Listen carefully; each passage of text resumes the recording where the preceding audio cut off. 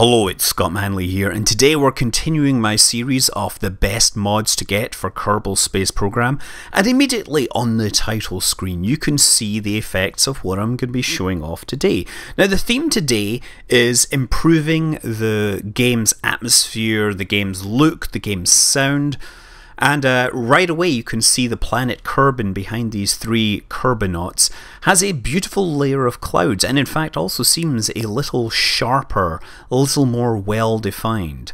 The Kerbinauts themselves have a nice gold coloured visors that are reflecting the stars in the sky. And the suits themselves look a little different from the default Kerbal suits. These are all the effects of the mods in question. So let's start immediately with those clouds. So those clouds come from environmental visual enhancements, and this is being updated pretty much continuously for the last 6 months or so.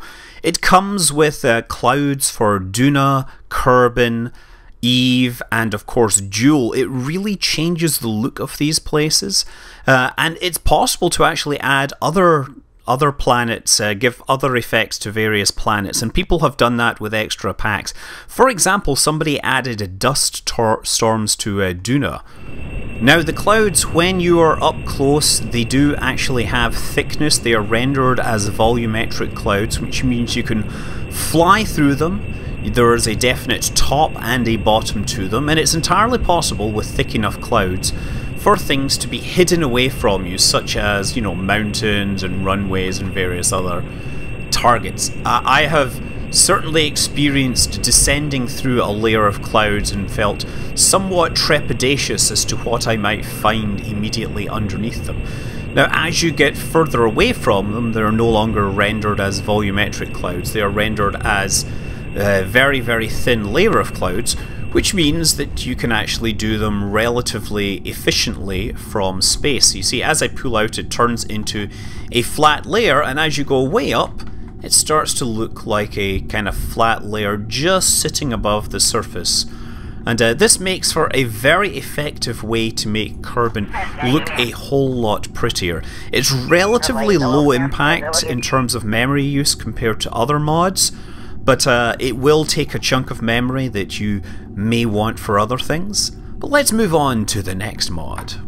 Now, the sharp-eyed amongst you might have noticed that the jet engine exhaust looked a little different, and that was because of the Hot Rockets particle effects replacement. What happened was in Kerbal Space Program 0.23, there were some internal changes that made it a lot easier for mods to adjust the effects of the rocket engines and everything, and so the Hot Rockets engine aims to make this a whole lot better and look a whole lot prettier. Again, it's relatively low impact in terms of memory use, but it does require a bit more GPU. Now I have this little test rig here which consists of a variety of engines, so you can see the changes that have occurred. Firing them up, you can immediately see the Aerospike with its blue exhaust, the Ion engine with a small blue small blue effect. We have the Turbojet, which has a blue afterburner. The nuclear engine, which isn't as hot as the others, is only generating this red exhaust. The solid rocket booster is looking somewhat cooler. We have a standard liquid-fueled engine here generating a slightly different cloud.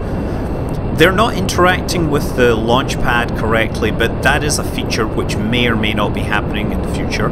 And of course we have the the Rapier, which can change mode. So yeah, this is the Hot Rockets mod.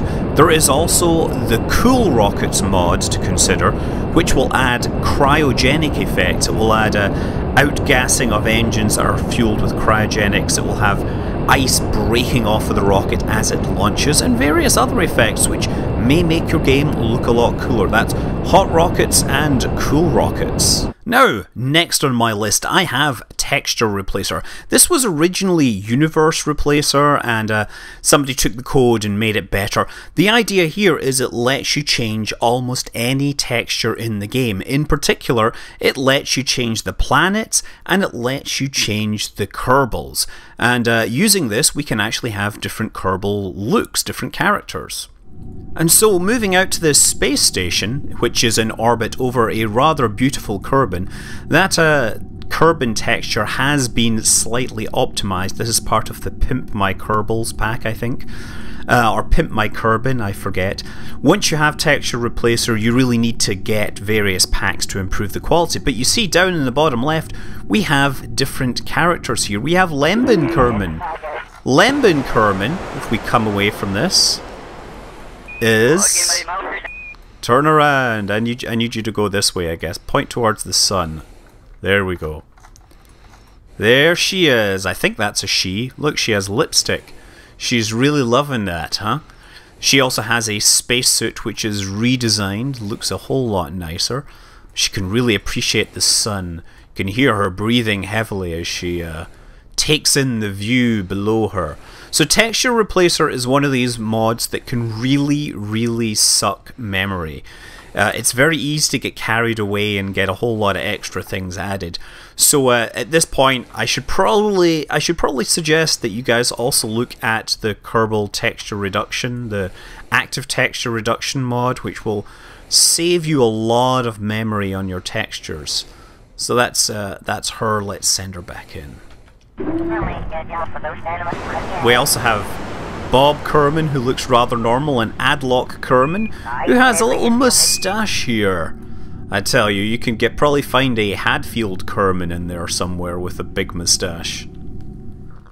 Now, the sharp-eared amongst you might have noticed that there was strange sound effects that were not part of the stock Kerbal install. These were, of course, due to the Chatterer mod. Chatterer adds a whole bunch of extra sound effects to add atmosphere to the game. When you're in a spaceship, you can hear the life support and air conditioning running in the background. When you're on EVA, you can hear that the breathing. When anything is happening, it will make noises. They will speak.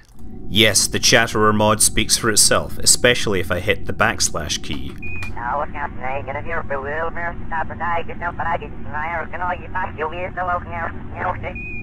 Yeah, all the speech is of course taken from real space missions and then Kerbalized.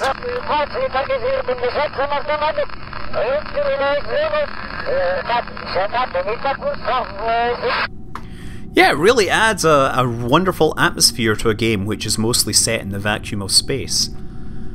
You can also make satellite transmissions happen and various other things but to enhance the game, let's say.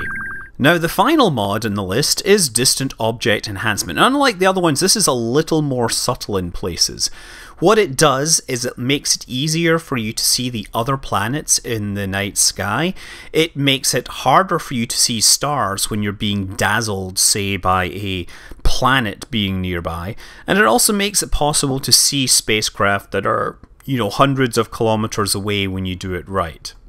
Okay, so I can show you the Distant Object Enhancement working using this view from the cockpit. The nice thing about the cockpit is you can zoom in and out with a mouse wheel. So if I zoom in a little here, you can actually see there is a Kerbal floating out there. Thankfully you can't make out the expression on his face because that's Jebediah Kerman, and due to the texture replacement mod he has been turned into a girl, which really doesn't do him justice. Now you can see behind him at 5.5 kilometers there is another object, and if I turn off the marker you can actually see that that is the space station that I was looking at a few minutes ago. Now normally Kerbal's space program will only load models within 2.5 kilometers. It'll only do physics within that range, but that means that if you move beyond that range, you can really only see things by their navigation markers. But this mod will actually insert placeholder models that lets you get a rough idea of where things are and what they look like. So that's that example in that direction. Now if I turn the spacecraft around, and where am I looking? There, near the sun, is a few planets. In fact, there's another planet there. So if I'm looking at the sun, I can actually see these planets. I can't see the stars because the sun is dazzling me. But there is a planet. I'm not sure which one that is, but it has a moon. There's another one there. And there's another one there. This is at maximum zoom, so I can't tell which one's which. And there was one over this way. Ah, there it is there. Yes, it's out that window. That one is very clearly green, and I can zoom in and see that it has a couple of moons attached to it as well. So that is almost certainly Jewel, with its rather beautiful new clouds that have been afforded to it by the environmental visual enhancements. So yes, that is the distant object enhancement. I strongly encourage it because it's a pretty awesome mod, and again, doesn't take a huge amount of memory, but it lets you see where the planets are and how things work. So those are my 5 mods that improve visual and audio fidelity. As I said, if you're getting any of those, you probably want to look at the active memory reduction mod, which will cut down the size of textures loaded. By definition, you're also going to get Module Manager and the Toolbar plugin, which are kind of meta plugins that are used by others. So shout out to the authors of those because they really help make the mods work. But yeah, that's my list. We'll see you in part 3. I'm Scott Manley. Fly safe.